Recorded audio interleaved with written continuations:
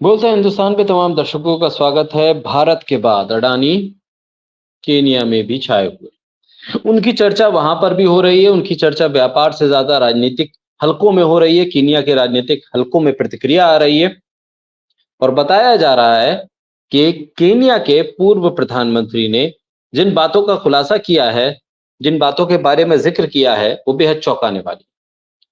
दरअसल उन्होंने ये बताया है, केनिया के पूर्व प्रधानमंत्री रेला ओडिंगा ने ये दावा किया है और ये दावा करते हुए उन्होंने इस बात को पुख्ता किया है कि अडानी की मुलाकात केनिया में पूर्व प्रधानमंत्री रेला ओडिंगा से तत्कालीन गुजरात के मुख्यमंत्री नरेंद्र मोदी ने करवाई थी।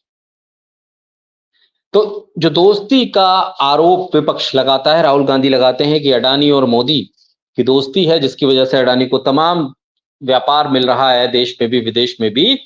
ये उस दावे की, उस आरोप को एक तरह से पुख्ता करने वाली चीज है जो केनिया के पूर्व प्रधानमंत्री रेला ओडिंगा लगा रहे हैं।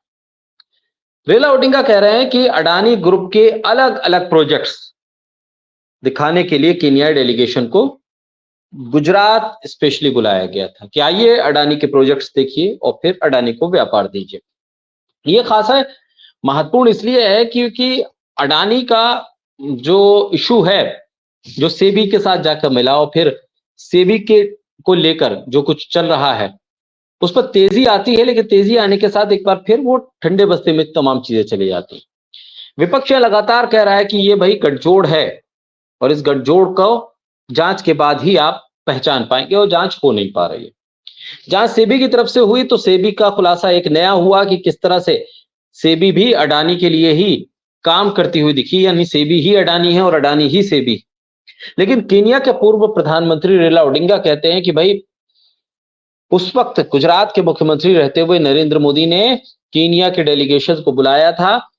प्रधानमंत्री रेला ओडिंगा का यह दावा है कि वो और उनकी टीम यहाँ पहुंची थी गुजरात और अडानी के अलग अलग कारोबार को देखा था और खासतौर पर एनर्जी के सेक्टर में ऊर्जा की जो परियोजनाएं हैं उस पर कैसे भागीदारी हो अडानी की, इस पर ज्यादा जोर दिया गया था। आर्थिक चुनौतियों की वजह से कि बहुत जो आर्थिक चुनौतियां हैं इसकी वजह से जो निवेश है पीपीपी मॉडल यानी कि पब्लिक प्राइवेट पार्टनरशिप के मॉडल के तहत अडानी को केनिया में कैसे लॉन्च किया जाए और कैसे जरूरी बताया जाए कि अडानी ही आपकी जरूरत को, आपकी गरीबी को, आपके जो तमाम तरह की आपकी परेशानियां हैं उसको दूर कर पाएंगे।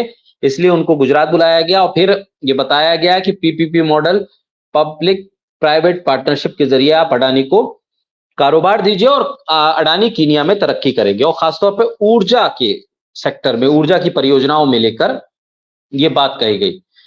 और पारदर्शिता और निवेशक की ईमानदारी, यानी कि अडानी जो पैसा लगाने जा रहे थे उनकी ईमानदारी के बारे में कंसर्न थे, चिंताएं थी, लेकिन बावजूद इसके अडानी को वहां पर भेजा गया क्योंकि वो तमाम प्रोजेक्ट्स देख के गुजरात पे आए थे और ये उन्होंने दावा किया था कि भाई अडानी के पास बहुत सारे प्रोजेक्ट्स हैं, उनमें से जो प्रोजेक्ट्स वो कर रहे हैं वो बेहतर प्रोजेक्ट्स हैं, इसलिए उनको ये सब करने दिया जाए। सवाल ये नहीं है कि कौन सा कारोबारी किस देश पे जाकर कारोबार कर रहा है, किस देश के साथ उसके अच्छे संबंध है, कर रहा है कारोबार तो वो किस तरह से कर रहा है। सवाल ये है कि सिर्फ एक ही कारोबारी ही क्यों, देश में बाकी भी कारोबारी हैं, आप उनको भी मौका दीजिए। सिर्फ एक कारोबारी पे पूरा फोकस हो जाना और एक कारोबारी के इर्द गिर्द ही सरकार का ये कहना कि यही बेहतर है और आप इसे ही कारोबार दीजिए, देश के भीतर भी और देश के बाहर भी तमाम एक तरह से ब्रांडिंग उस कारोबारी की कर देना, इस पर सवाल है और यही विपक्ष भी कर रहा है। चर्चा अब कीनिया से उठी है। रेला ओडिंगा हैं जो कह रहे हैं कि भाई जो अपने देश में कीनिया में इस बात की आलोचना का सामना कर रहे हैं, इस तरह के आरोप उन पे लग रहे हैं कि उन्होंने पक्षपात किया अडानी को कारोबार देने में और जो सिफारिश थी उस वक्त के गुजरात के मुख्यमंत्री की तरफ से उस पर उन्होंने हामी भरी, तो वो कीनिया में इस बात को की आलोचना का सामना कर रहे हैं। एक दशक से भी ज्यादा का समय गुजर गया इस बात को, तब मुलाकात करवाई थी और ये तमाम चीजें चलती रही। और अब तो प्रधानमंत्री के तौर पर और प्रधानमंत्री के दौरे जिन जिन देशों में हुए उन देशों में भी अडानी का कारोबार फला फूला बढ़ा। श्रीलंका में भी अडानी के खिलाफ मोर्चे खुले, बांग्लादेश में भी मोर्चे खुल गए, कीनिया में भी इसी तरह के हालात पैदा हुए। और कीनिया में भी जो रेला ओडिंगा है उन पर आरोप इस बात के लगते रहे कि भाई वो एक तरह से सिफारिश के तौर पर पारदर्शिता और ईमानदारी को अलग हटके अडानी को उन्होंने कारोबार दिया। तो अडानी का चर्चा में आना ये कोई पहली बार नहीं है, नया नहीं है। श्रीलंका के हालात देखे और श्रीलंका में अडानी का विरोध देखा।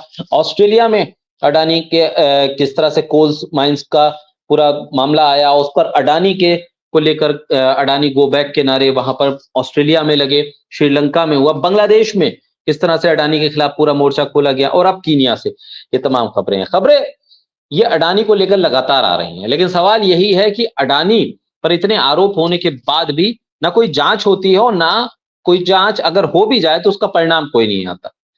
और जांच करने वाले भी जांच किसकी करें और क्यों करें, क्योंकि कोई ना कोई कहीं ना कहीं से अडानी का ही निवेशक बनकर सामने आ जाता है। बहरहाल कीनिया से ये खबर आप लोगों के लिए हम सामने जब आई तो लेकर हम आ गए, क्योंकि अडानी एक ऐसे कारोबारी हैं जो अपने व्यापार या अपने कारोबार से ज्यादा अपने विवादों को लेकर चर्चा में हमेशा बने रहते हैं।